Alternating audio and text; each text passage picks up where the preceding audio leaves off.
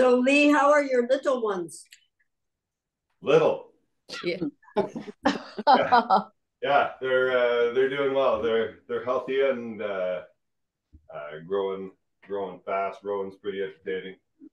Freddie is just becoming not boring. It's good. Are they eating much? Oh yeah, oh yeah. Yeah, he's for serious with the bottles, and she eats everything in front of her. It's amazing. She eats. Did I tell you this already? But she eats chicken. She's like, eat the chicken, and she grabs it and goes, bok bok bok.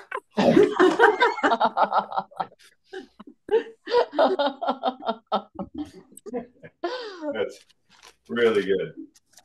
Really good. That's so cute. Yeah, it's very cute. It's very. Are you sleeping better now? I am. Oh, good. Yeah, no, it's coming along. We're getting there. Yeah. Is that called sharing? Yeah.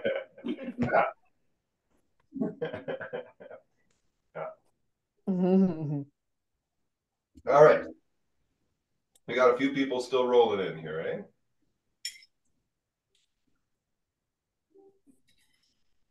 Give it a couple of seconds. Oh, yeah, it's pretty much time to go, eh? Pretty much time. Yeah. So, yeah, so we've got some very exciting repertoire here. I think most of you have your Mozart. I think everyone should mute, okay, except for me.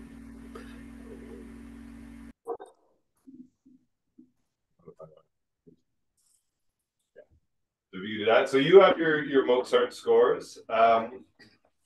And in the Mozart score is a terrific preface.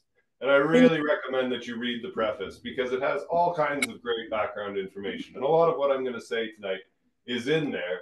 And we're just going to highlight some things. I'm going to talk about the repertoire a little bit why I think we should do it. I'm going to show you some videos of Michael Ostrajuga himself talking about why and what he did and how and that kind of stuff.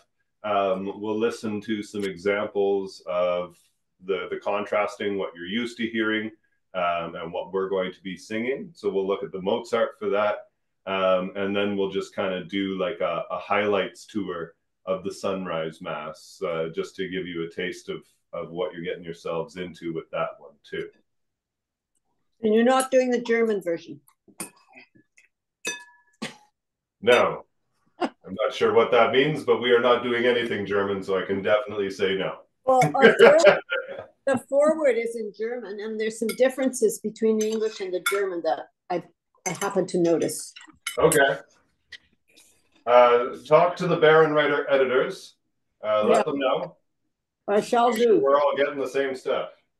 But yeah. So even just starting with that, the fact that we're doing a new version of the Mozart Requiem, how could that be? What does that mean?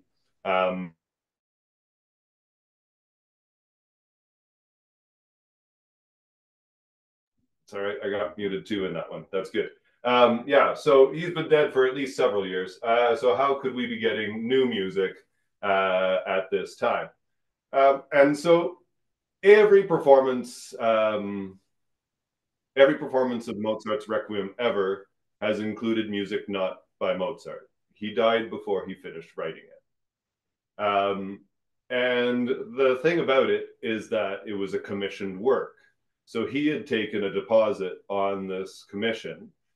And Mrs. Mozart really didn't want to have to pay that back. And in fact, she wanted all of the pay for that Requiem to come in. She was kind of counting on that. So she gathered a couple of people, had somebody give it a go.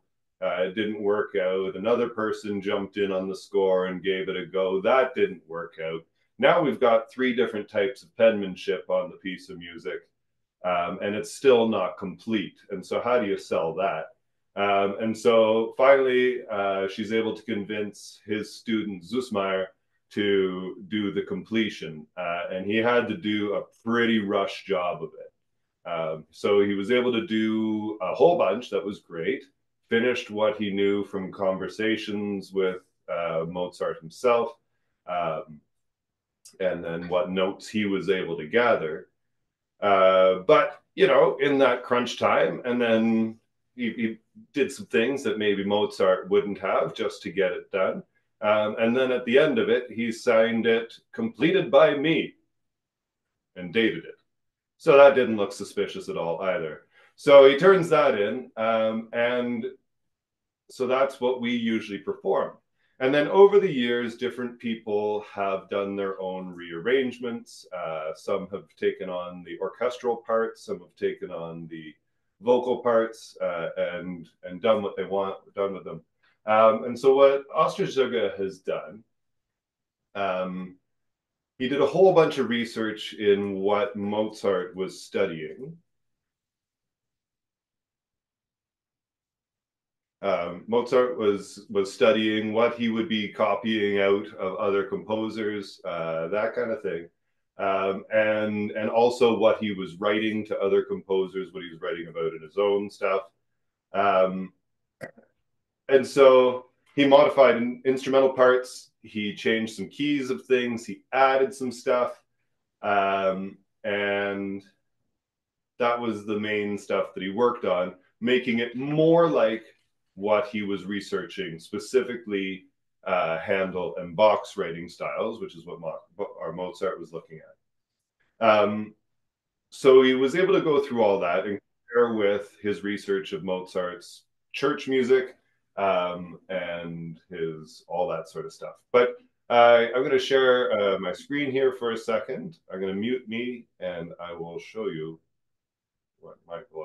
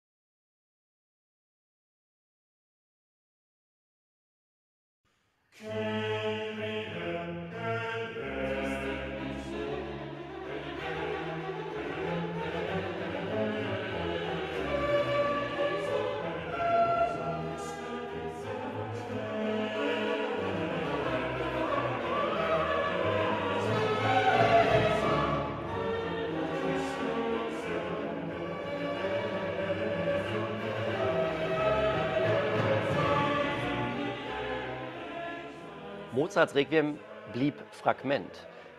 Wie viel hat er selbst noch fertigstellen können? Nun, je nachdem, wie man die Tragweite der von ihm verschriftlichten Grundlage einschätzt, könnte man sagen, dass etwa die Hälfte bis 2/3 des Requiems fertig komponiert waren, als Mozart starb. Das Requiem wurde damals von Mozarts Werkstattgehilfen Süßmayr innerhalb eines sehr kleinen Zeitfensters vervollständigt. Diese Fassung ist im Laufe der Geschichte gewissermaßen zum Requiem Mozarts geworden.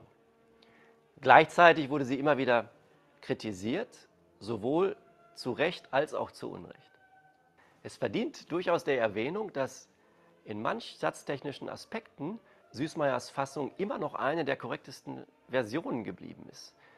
Beispielsweise im Hinblick auf den Umgang mit Tessituren oder Umfängen im Vokalsatz oder auch im Hinblick auf Parallelenphänomene im vierstimmigen Satz. Eigentlich habe ich mich mit den Stilfragen schon in den 2000er Jahren noch als Student auseinandergesetzt, als beispielsweise eine der modernen Ergänzungen im Dirigierunterricht aufs Pult kam. Mir ist damals schon aufgefallen, dass manche Elemente im Tonsatz aus der Süßmayr-Fassung eliminiert wurden, die aber genau an diesen Stellen in Mozarts Tonsätzen vorkamen. Das erschien mir willkürlich. Und bei meinen Auseinandersetzungen in den letzten Jahren, als ich nun mich an die Aufgabe machte, selbst eine Fassung zu probieren und dann auch eben das bisher vorliegende Angebot mir noch viel genauer angeschaut habe, sind mir noch weitere Diskrepanzen und Unwahrscheinlichkeiten aufgefallen. Beispielsweise gibt es in einer Fassung eine sehr virtuose Behandlung der Bassetthörner, die wir in diesem Kontext ganz sicher ja, sehr sicher ausschließen können. Oder es gibt beispielsweise weite Strecken, die werden ganz unbegleitet gelassen. Da haben wir nur die Vokalstimmen und die Bässe, ohne dass irgendwas hinzugefügt wird. Also das ist gewissermaßen die Fragmentgestalt. Und auch solche Strecken finden sich in Mozarts Kirchenmusik nicht. Auch aufgrund dieser Beobachtung hielt ich es für aussichtsreich, einen neuen Versuch zu starten und eine Ergänzung zu versuchen, für die nicht nur unbegrenzt Zeit zur Verfügung steht, sondern eben auch sämtliche Kompositionen Mozarts und auch anderer, beispielsweise Händels und Bachs. Einfließen konnten auch Ergebnisse und Erkenntnisse der Forschung zur Musik des 18. Jahrhunderts, zur Musik Mozarts, zu den kirchenmusikalischen Kontexten, aber auch zur Schaffensweise Mozarts.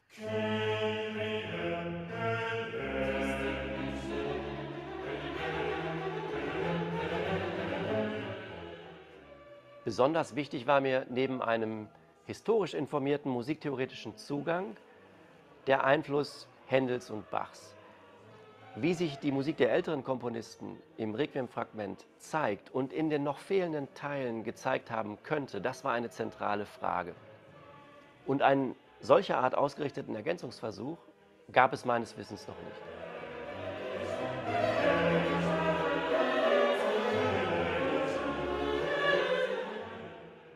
Süßmayr bewegte sich in der engsten privaten und beruflichen Umgebung Mozarts und es besteht die Chance, dass sich in seiner Fassung Absichten Mozarts wiederfinden.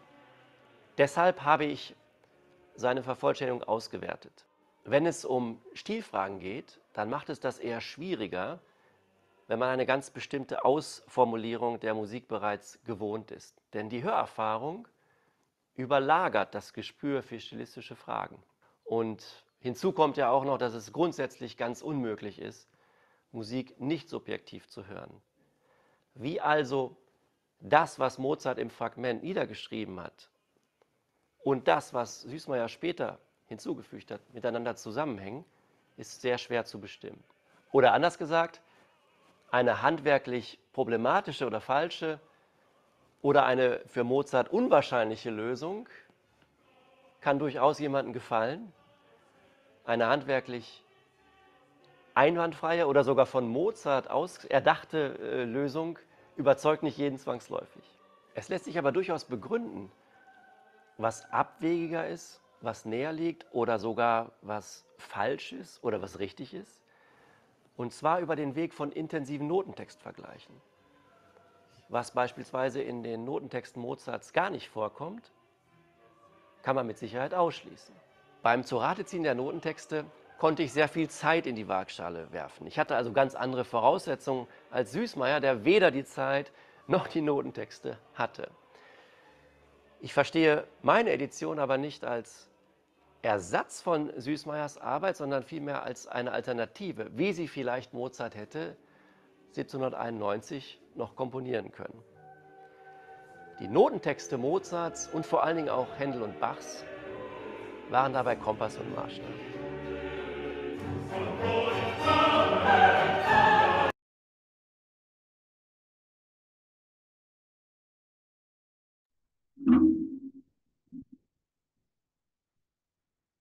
Okay, so what are we? Mozart experts now? We're experts of the 18th century performance style.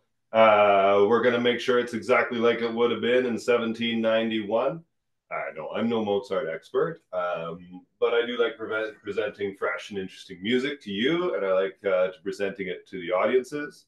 I like that we have to offer a unique experience to the audience and to those who have performed the Requiem before. Certainly not everything will be period perfect. We likely won't have basset horns, even though I read there's an article on the internet, an Australian conductor saying, if you don't have basset horns, you don't have the heart and soul of the Requiem. But we probably won't have basset horns. They'll probably be bass clarinets. Our corinos will probably be standard trumpets, that kind of thing. There probably won't be any period instruments at all. We'll use ecclesiastical Latin, which appeared after, was solidified after 1909, rather than the Viennese Germanic Latin that was in use in the 18th century. The ecclesiastical Latin has 5 vowels. Germanic Latin has at least 10.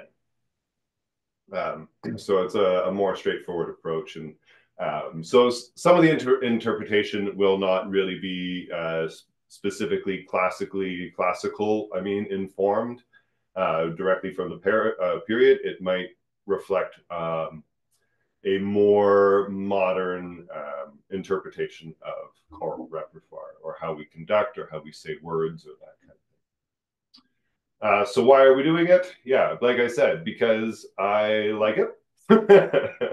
And because I like the opportunity. I like to do the new thing. And I think it's an opportunity for us to look at something fresh, very fresh. Some people, it'll be their first major work. Some people, it will be, some of you may have performed it like within the last 8 weeks, kind of thing. So, and also we get the opportunity to sing with the other choirs. Some of the kids and some of you will have never sung with an orchestra before. So these are all great opportunities that come with this work. So let's look at the next thing our fine arranger has to say on the subject.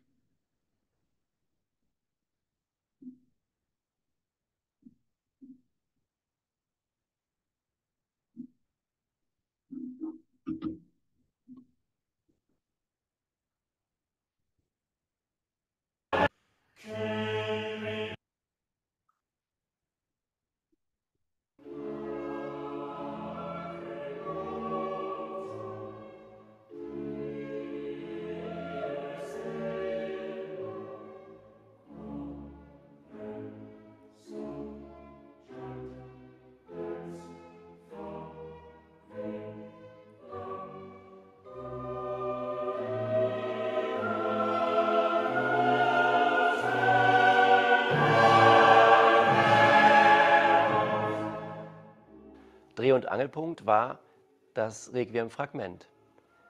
Ich bewegte mich auf den Zeitraum zu, als Mozart es niederschrieb, also Oktober, November 1791, durch seine Werke hindurch vorwärts. Dabei spielte die Kirchenmusik eine wichtige Rolle, insbesondere die ihn beschäftigte in dieser Zeit, und auch einschließlich der Kirchenmusikfragmente, die von ihm überliefert sind. Da spielten auch die Händel-Bearbeitungen beispielsweise eine Rolle und selbstverständlich die späten Kompositionen Mozarts aus dieser Zeit. Außerdem zog ich Werke heran, die Mozart besonders interessierten und an die er sich konkret anlehnte. Dabei ist natürlich besonders zu nennen die Musik Händels und Bachs, die im Requiem zusammenkommt, wie das vielleicht nirgendwo sonst der Fall ist. Interessant ist beispielsweise, dass in der Kyrie-Fuge im Requiem Mozart ganz konkrete musikalische Gebilde auswählt, die ihm vertraut waren aus verschiedenen Händel-Kontexten, und dass er diese aber in einer Weise miteinander in ein Gefüge einordnet, in einer Art, wie er es bei Johann Sebastian Bach gesehen hat. Wichtig war es für mich auch, eine Ahnung von Mozarts musiktheoretischem und kompositorischem Denken zu gewinnen, wenn das überhaupt möglich ist.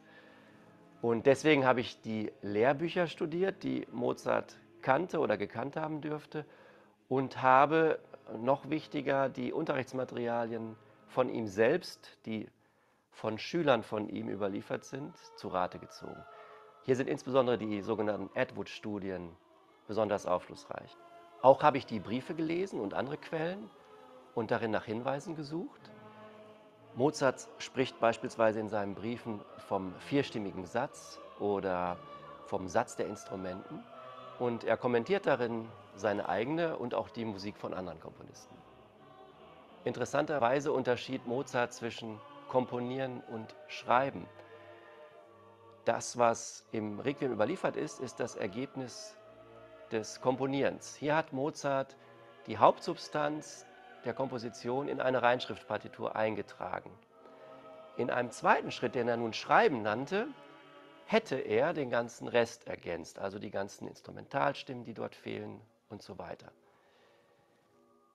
Kenntnisse also über die Schaffensweise Mozart, was die Verschriftlichung der Musik angeht, sind von besonders wichtiger Bedeutung, um das einzuschätzen, was eigentlich im Fragment steht und, genauso wichtig, was dort nicht steht. Nun gibt es die historischen Zufügungen Süßmayers und auch Eiblers. Eiblers Arbeiten sind vor Süßmayers entstanden und auch nicht vollständig. Von diesen Zutaten aus habe ich mich gewissermaßen rückwärts bewegt und versucht herauszufinden, was darin im Sinne Mozarts und des Requiems ist, für den Zeitraum, wenn man das so sagen kann, Oktober, November 1791. Manchmal kam ich zu dem Schluss, dass zwei ganz verschiedene Lösungen, die auch nicht miteinander zu vereinen sind, denkbar sind. Beispielsweise kann das Lacrimosa mit einer Armenfuge oder ohne eine Armenfuge schließen. Und was diese Armenfuge betrifft, ist ja in den 1960er Jahren eine entsprechende Skizze überliefert worden. Wir wissen aber eben nicht genau aufgrund der Art der Skizze, ob Mozart sie wirklich realisiert hätte. Denn anders als das Requiem-Fragment steht diese Skizze im Rang des Vorläufigen, wohingegen das Fragment gewissermaßen im Rang des Gültigen steht. Was dort steht, da kann man von ausgehen, das steht. Wir wissen also nicht, ob Mozart diese Armenfuge tatsächlich an das Ende des Lacrimosas gestellt hätte. Es spricht nämlich einiges auch für die Lösung, für die Süßmayer sich entschieden hat. Da steht am Ende des Lacrimosas ein großer Quartfallschluss und das ließe sich auch als Anlehnung tatsächlich an Händel sehen, denn solche Art Schlüsse finden wir ganz oft auch bei Händel, beispielsweise im Messias. Ob man das Lacrimosa also mit dem gewohnten Ende, wie es bei Süßmayer zu hören ist, schließen lässt oder mit einer Armenfuge, die in meiner Edition insbesondere an Johann Sebastian Bach angelehnt ist, liegt in den Händen der Ausführenden. Dies ist ein Beispiel für die Wahlmöglichkeiten, die die Edition bietet. Ausführende können sich so für ein Szenario entscheiden, das ihrem Mozart-Bild am nächsten kommt.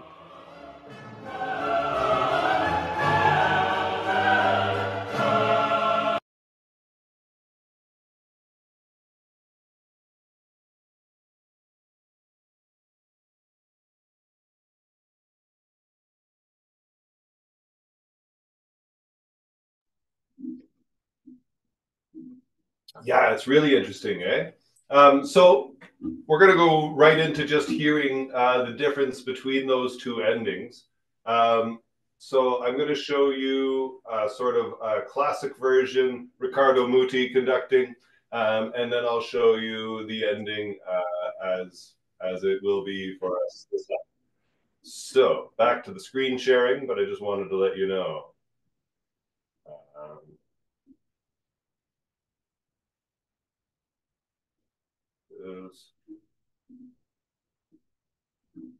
Okay, this will take a little bit of noodling while I find exactly the right spot. Just a second. Should be close though.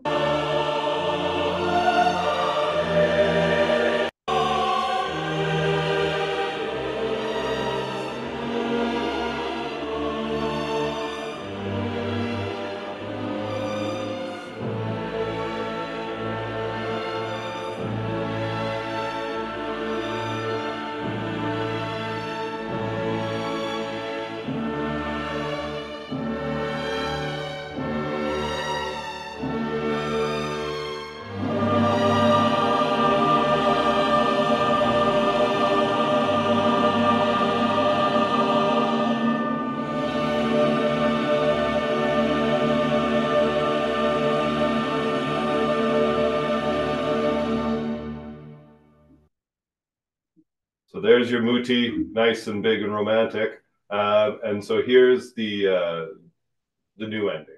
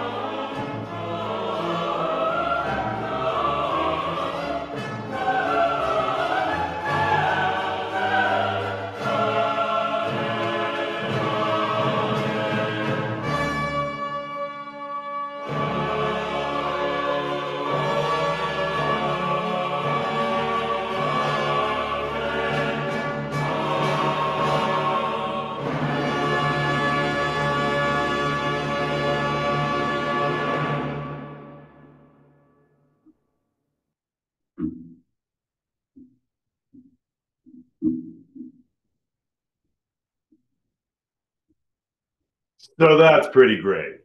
You know, like super big, super powerful, and you can hear it, right? Like you can hear all the Mozart-y stuff in there, but you can hear the Bach stuff that Mozart is studying in there. Like it's so brilliantly done, and it fits so well. It sounds so great, and it's really it's got all kinds of forward motion through it too. I really like that too. After this sort of the Lacrimosa does its flowing thing through, and then we amen and we cook it through. We're like, yeah, yeah, it is. You know, at the end of it, it's great. It's great.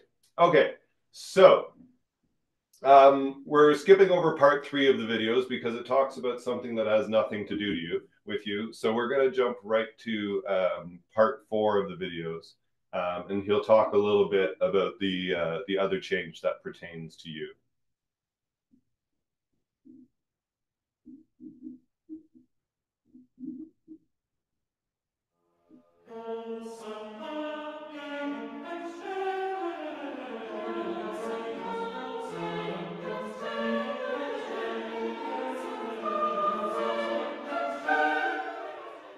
Hier bietet sich die Streicherbegleitung des D-Moll-Sanctus an.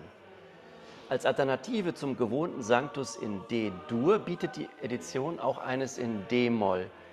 Die Gründe dafür ausführlich näher zu legen, würde zu weit führen, vielleicht nur so viel. Der D-Moll-Beginn des Sanctus ermöglicht den Erhalt der B-Dur-Osanna-Fuge, die bei Süßmayr erst dem Benediktus folgt, und ermöglicht es, diese Fuge auch schon ans Ende des Sanctus zu stellen. Außerdem wird auf diese Weise der Tonartenbruch zwischen dem Sanctussatz und dem Benediktussatz in der historischen Version vermieden. Schauen wir nun auf das D-Moll-Sanctus in der neuen Edition. Den Außenstimmensatz und den harmonischen Verlauf habe ich von Süßmayr übernommen und lediglich vermollt.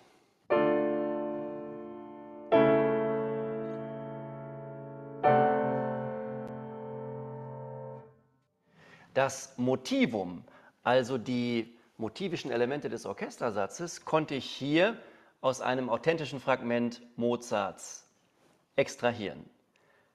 Man sieht, dass dieses Fragment eins der für auch Sanctussätze typisches Element enthält, nämlich die Dreiklangsmotivik, und dass Mozart sie in typischer Weise einsetzt, nämlich als Überbrückung.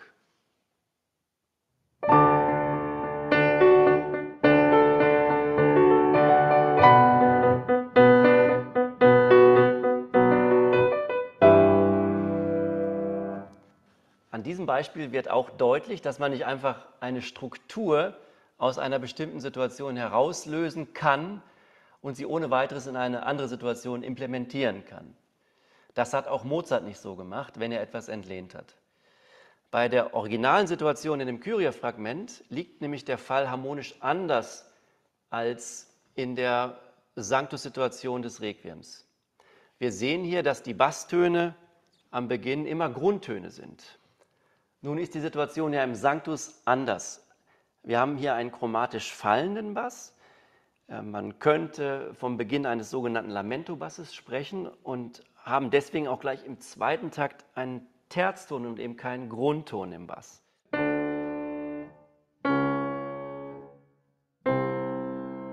Und aus diesem Grund können wir die Begleitung des Originalfragments nicht 1:1 übertragen. Auch nicht mit diesen Dreiklangsmotiven, wie sie im Originalfragment Mozarts zu finden sind. Denn Mozart geht in seinen Instrumentationen sehr vorsichtig mit der Verdopplung dieser Terztöne beispielsweise um. Es war also notwendig, das Motivum entsprechend anzupassen, um mit diesen Terztönen und Septimtönen in einer Weise umzugehen, wie dies Mozart auch gemacht haben könnte.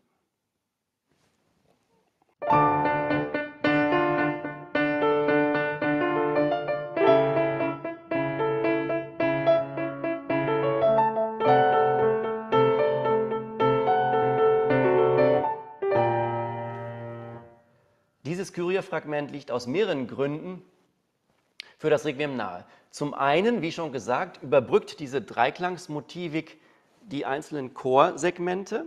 Etwas Ähnliches ist beispielsweise im Introitus bei Et Lux Perpetua zu hören. Zum anderen entspricht diese Art der Streicherbegleitung einem zeremoniellen Wiener Kirchenmusikstil mit sogenannten rauschenden Violinen, an dem Mozart bezeichnenderweise in seinen letzten Lebensjahren großes Interesse hatte. Das wissen wir aus Abschriften, die Mozart zu Studienzwecken anfertigte, beispielsweise von Kirchensätzen Georg Reuters des Jüngeren, aber auch aus Fragmenten von Kirchenmusiksätzen, die Mozart anfertigte und in denen er etwas Ähnliches ausprobierte. Auf diese Weise habe ich danach gestrebt, mehr authentische Musik Mozarts in die Requiem-Vervollständigung Süßmayers hineinzubringen.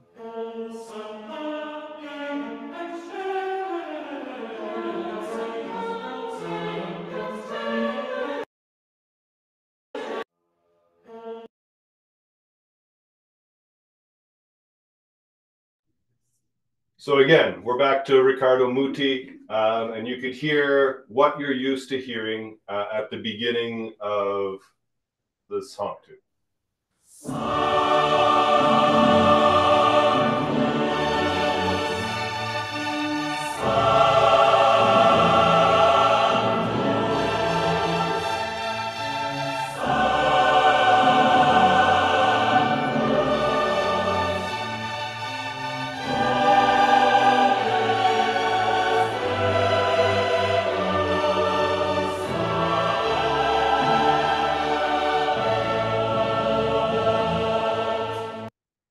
Okay, what you were used to. This is the new completion.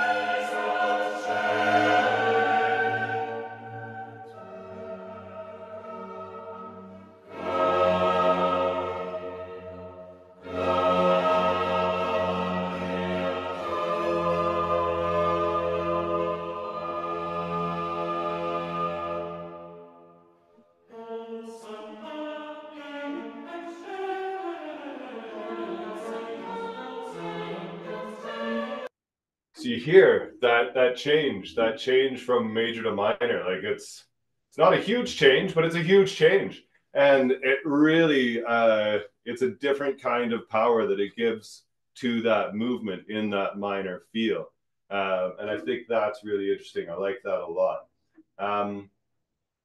So that's really all I wanted to put out there about the Mozart.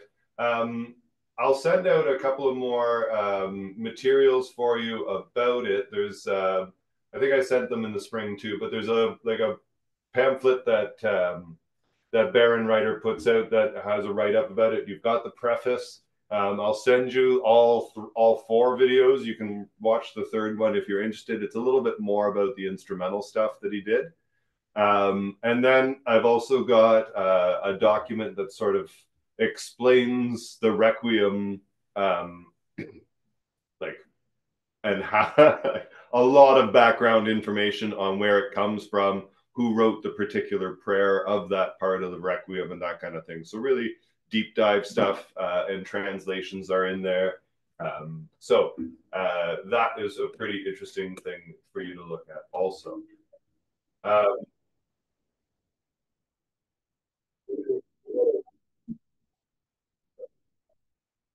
All right, sorry, I had all the videos were just playing at once at me there. All right, so the sunrise mass.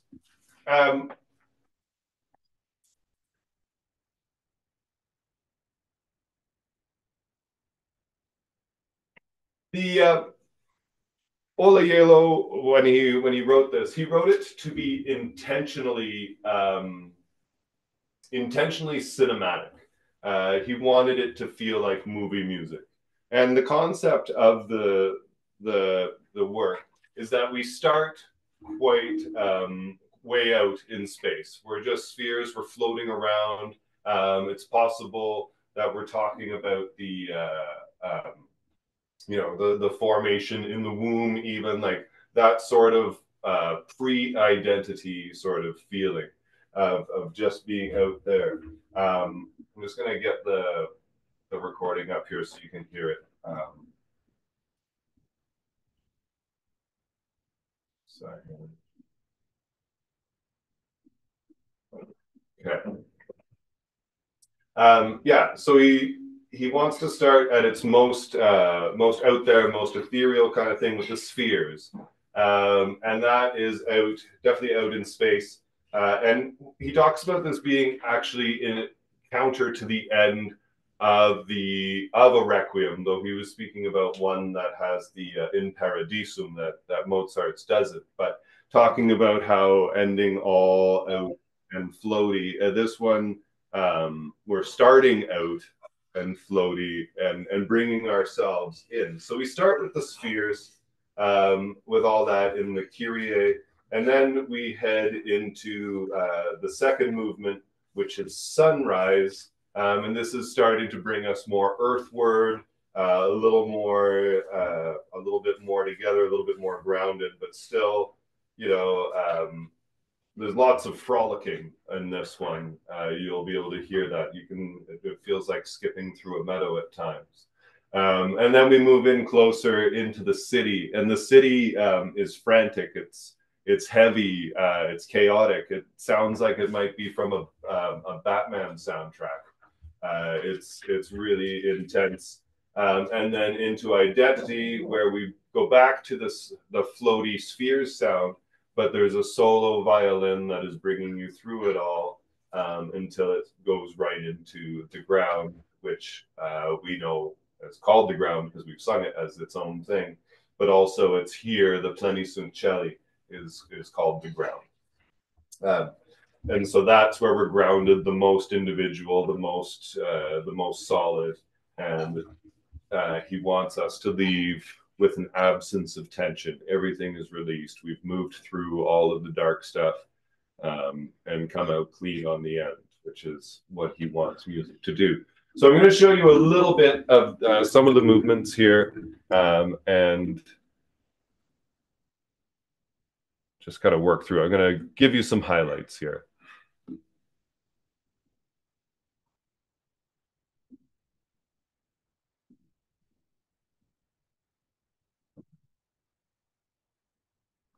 So this is the one I want. All right, hold on.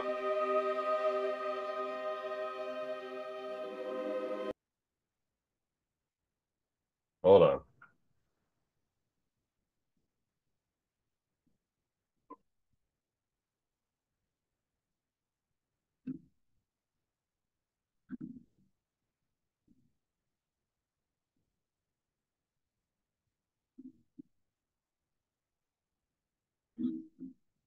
And we're there. We found the right one. Here we go.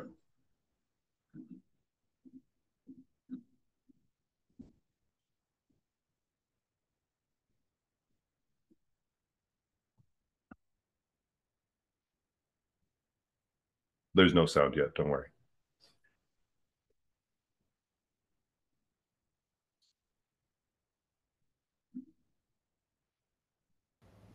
Now, if you have your scores open with you, it is quite about to, you could hear them breathing already. We are choir one. Just if you're following along in your score for any of this.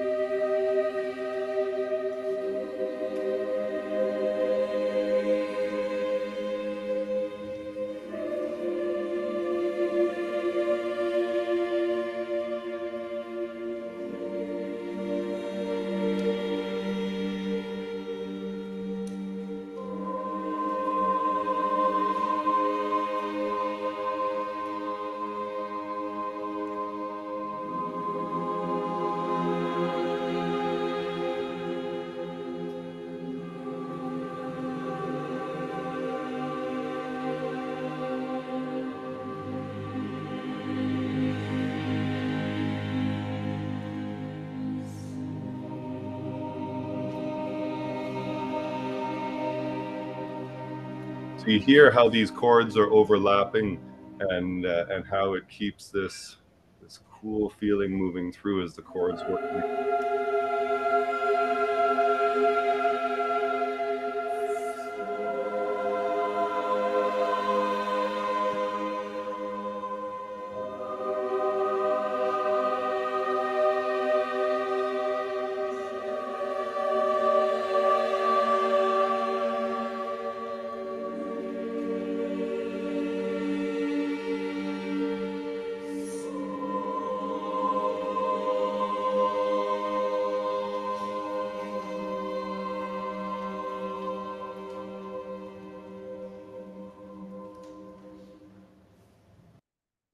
So it does that for a while, and then it does a great big old string build-up, and then everybody comes in, honks away together. It's wonderful.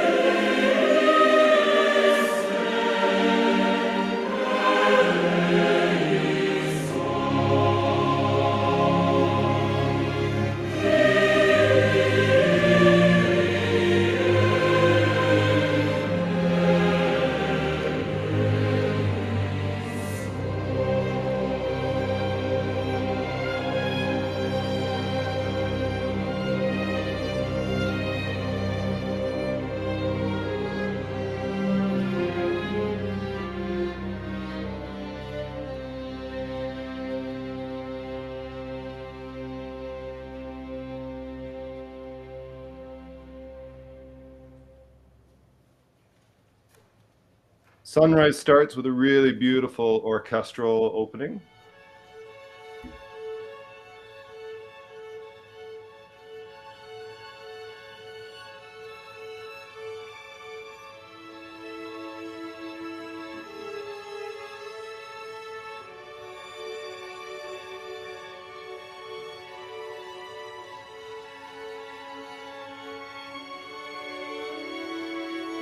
It does that for quite some time.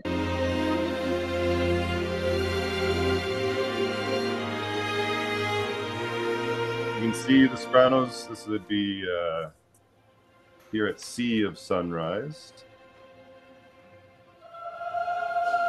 And then there.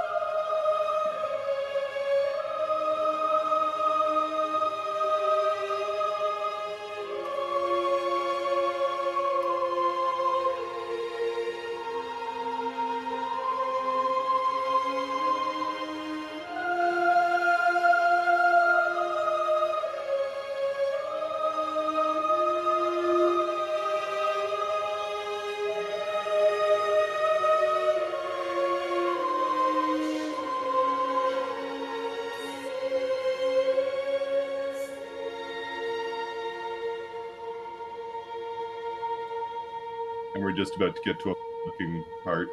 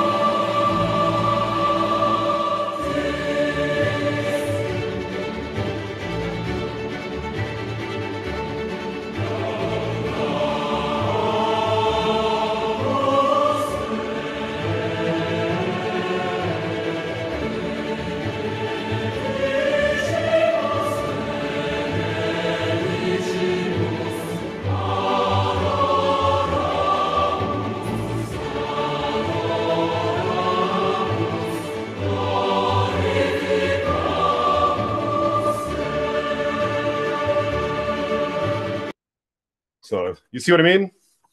Totally frolicking, totally skipping through a meadow, right? And then we get to some big power chords here. And then we're back into the skipping through a meadow. And then you'll see altos. Back to the skipping through a meadow. And here we go. We got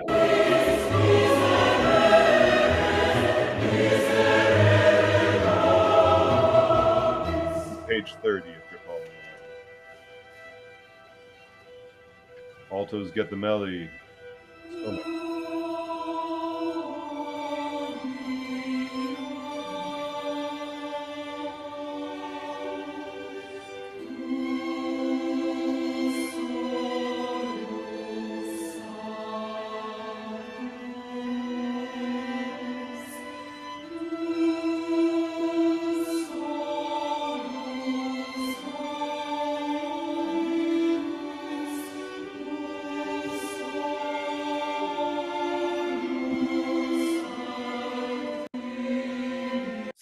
And it leads into a big, beautiful, a lovely, beautiful ending. Amens and all that.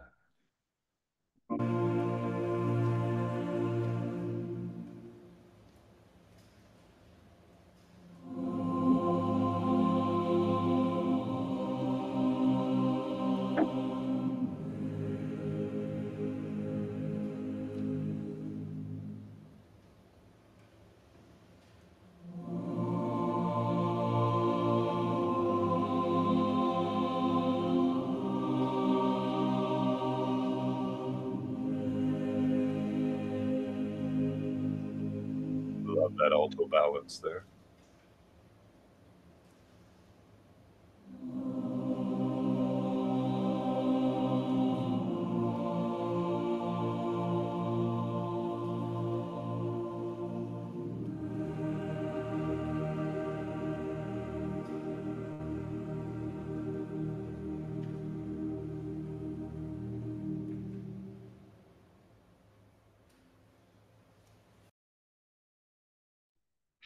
The city is the longest movement. It's about 12 minutes long.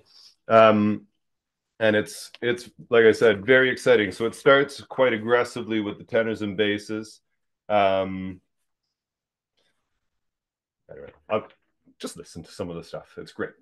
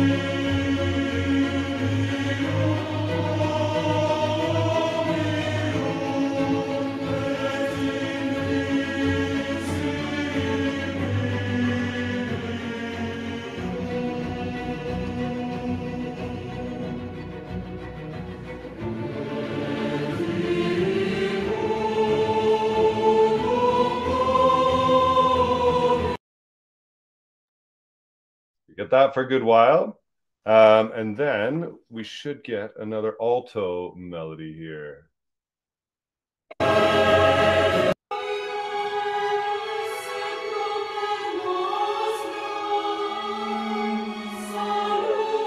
Page 44.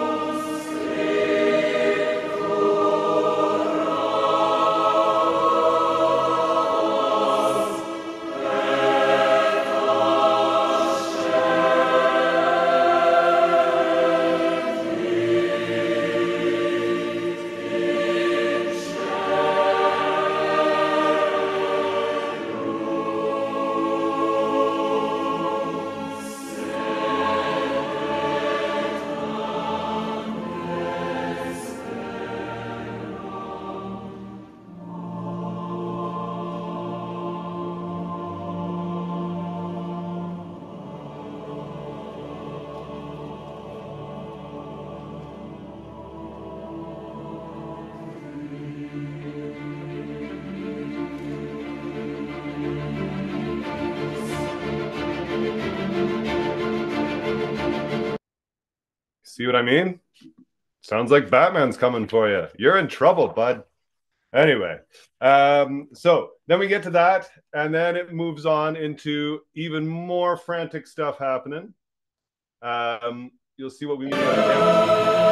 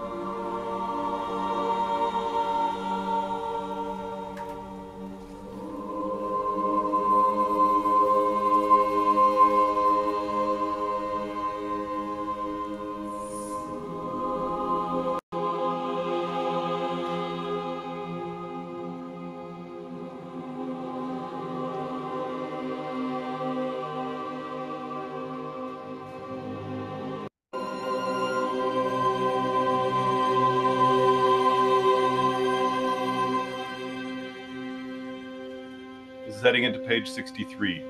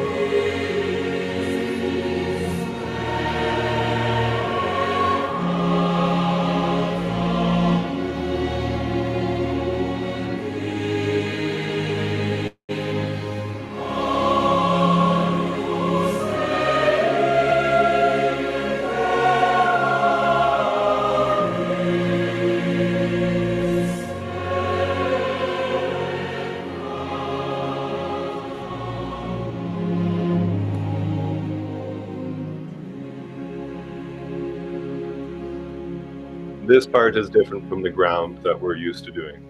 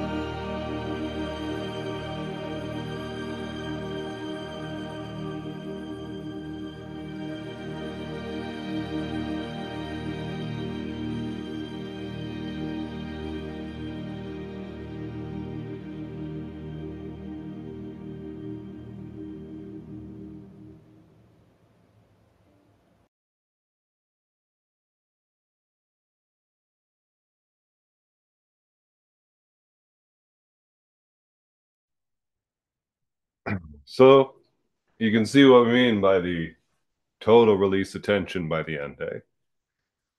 It's just awesome. It's just awesome. And we get to do it, everybody. We get to make that happen. Isn't that a treat? It's available for us. So we're going to do it, and it's going to be beautiful. And this is our semester. So obviously we've got quite a bit of work to do. There's a lot of notes here to learn. In the Requiem, if you have your scores there, you'll notice something in the Lacrimosa that may confuse. You'll see the Lacrimosa is on page 61 for you. And you'll see at measure 20, you'll see the segno sign that you normally would see, like if we were jumping to a coda or jumping back and forth. So what that's telling you is we are going to skip the page and go over to the other measure 21. So you can cross out the first measure 21 that goes into the ending, that first ending. That page we don't need. We need the other page. And then if you go to your Sanctus and Benedictus, you'll see there's an 11a Sanctus. And then there's an 11b on page 114 for you. The one on page 114 is the one that we are working on. That's the D minor one. In mine, I've folded over the other movement because it's just, we don't need it, and it'll just keep you from going to that by accident ever. So that may help. And then there's an appendix at the end that, you know, don't worry about that. Just remember that it's the appendix and don't keep singing. If you don't have a score and you want to get one, Pam can help you with that. Pam, do you want to mention that?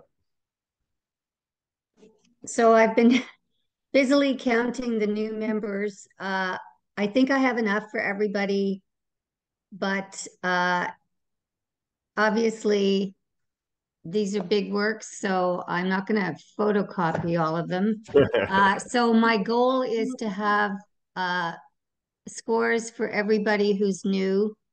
But if you aren't completely committed to being in the choir for this session, I don't want them marked up because then they could be given to somebody else in that likelihood. So I just want you to know that these are, needless to say, expensive. And so I'm treating them like gold.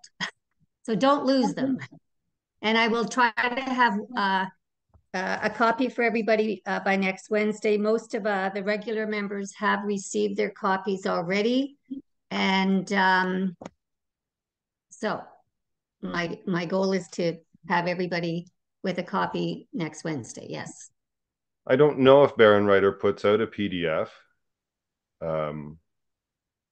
If you wanted to have a digital, but that would have to be like your own scanning, maybe, Carol.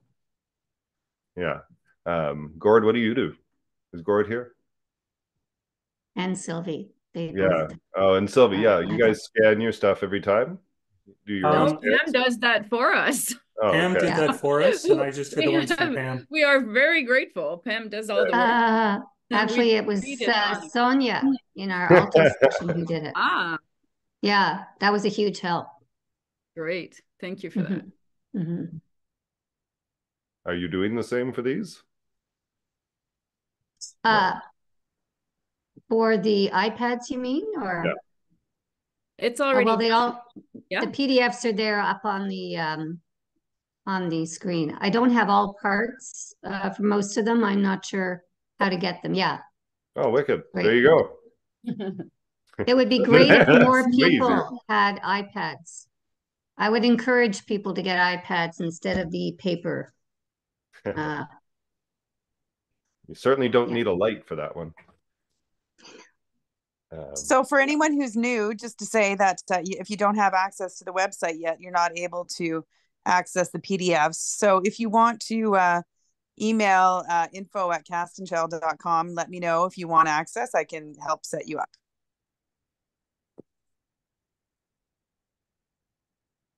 That's All Sue, right. That's Sue, yes. President Sue. Are there any questions about the works? Can I just mention that a couple of us found out that the two last movements of the Requiem don't seem to be lining up with the learning tracks that I was given by you earlier. Yes. So I need you to look into that. Agnus Dei and the Lux Aeternae, I think. Okay. Please, because they are definitely not the same. Okay. So hopefully they won't be on the learning plan too soon. Deal. Thank you. All right. Are there questions about the works? I have a question on which one you think will be the hardest for us to learn. Yeah, of all of them, I think the Requiem and Kyrie openings are pretty good. There's a lot of fugue there. There's a fair bit of polyphony. I think the Hostias has a fair bit of polyphony also. That's pretty challenging. And then the Amen fugue. Anywhere that there's the polyphony, there's going to be a lot of that where there's the running notes, that kind of stuff. That's going to take us a bunch. Yeah. Yeah, the sunrise mass will feel like a relief in all of its nice homophony. Did he get like a triple PhD for doing that whole analysis? And I wonder. It's the way he describes it. It's like it's something he was doing in his spare time, eh? Something he did on Saturdays. Definitely worth a PhD, I think. Yeah. How do you pronounce his name again? Ostyazyga. Okay. Yeah, all those consonants in a row, eh? Yeah, you pretend that there's something in there. Yeah. Yeah, that's okay. So I will send you all the materials that I have, including I think there's somebody's master's thesis on preparing the sunrise mass, and there's lots of quotes from Ole Yellow. She interviewed him directly about it, so you get some of those concepts on each of the movements individually, where he's quoted things from, what he's trying to say with them, all that kind of stuff. It's really in depth. If you care to do it, you're welcome to look into it. You're also welcome to show up and just sing it beautifully. But the more you know about it, the more you can put into it, I guess. And it's interesting stuff. Yeah. Marika here. It's really exciting music. Can't wait. But I'm also wondering, do you need any more sopranos, rather, if you're flexible between soprano alto? Because last you're a little bit smaller in the soprano section, or does it not matter? Yeah, it's okay. If people are interested in moving around a bit this semester, then that's okay. We are collaborating with the other two choirs, so there will be many sopranos on stage, an ocean of altos, but many sopranos. Yeah, there's, I don't know. So stick to what you're used to. Yeah, I think so, and stay where I was working and is comfortable. Yeah. Okay. Yeah. Are the other two choirs practicing in parallel, and then we get together? That's it. That's it. So the rehearsal schedule for the semester is the same for Nepean Choir and Castenchel. My seniors have learned most of it, what they're doing with us. They learned the whole Sunrise Mass, and they learned what we're doing for the Mozart this semester. And my juniors will be learning it next semester. Yeah. I think it's going to be an amazing session, and I think we're just going to be, so excited to be able to perform in such a beautiful space, like a real professional choir. It's like you're elevating us. So I think everybody just has to, get to work and learn it and really keep up with practicing, which is going to be critical, for sure. Yeah, definitely going to be some homework on this one. Yeah. How many instruments? Like orchestra size? The orchestra size is about 25 instruments. Wow. Yeah. We have, what do we have? It says in the Sunrise Mass, I think, what he recommends. So 24 strings roughly, and then the brass winds, the woodwinds, will join us from the OSO. Also for the Mozart, they're not part of that. And then the organ at Dominion Chalmers will be in play with the Mozart also. Are we going to try to sell tickets a lot earlier than usual? Just make sure that we're giving people time to book it into their schedules. Oh, yeah. Okay. There's going to be lots of flogging. Don't you worry. Because we have a scheduling problem with that weekend rehearsal. So that was a bit too late in our, so that's a bit of a big chunk missed. Right. So who's our people are in that boat. So who's our lead sponsor? Because this is big money on this one. Who's our lead sponsor? The combined forces of Nepean Choir and Castenchel Choir. That's not quite enough. It'll work. And then our lovely Lee, seriously, Lee, Christina and I want to get going on this. Can we go out and seek sponsors now? I think so. Or do we have to get in line with anybody else, or can we be free agents? Well, we could talk about this in a minute if other people are good to go. We can talk about this for a second. But are there other questions about the works? All right. Awesome, everybody. Then we will see you next week. We'll be getting to work, and it's going to be a hoot as we go through it. And if everybody approaches a dentist to be a sponsor, that will add up to a nice amount. Yep. They're usually willing to sponsor some culture. Yeah. Thank you, Lee. Thank you. Good night, everybody. We'll see you next week at La Fab. Thanks. Making the music. See ya. Bye. Bye. Thanks. Good night. Mariel. Yes. I'll just wait till people are off, but a while back I